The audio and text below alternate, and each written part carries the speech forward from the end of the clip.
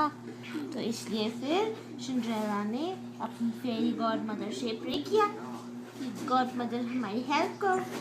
तो फेरी God mother आई और उसका सारा काम कर दिया। फिर उसके लिए एक पम्पकिन का कार्ट बनवा दिया, उसके अच्छे से कपड़े बनवा दिए, उसकी अच्छी सी सैंडल्स बनवा दी। अरे वाह।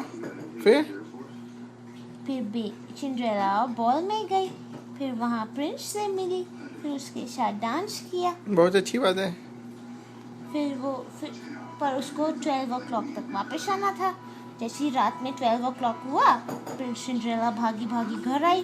उसका एक शू उतर गया, तो उसका प्रिंस उसको ढूंढने लगा। प्रिंस उससे शादी करना चाह रहा था। फिर ढूंढा सबको पहना के देखा, किसी का नहीं मिला, किसी से नहीं मिला।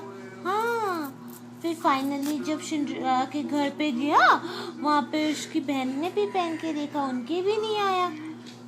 फिर सिंड्रेला को पहना के देखा, उसके आ गया।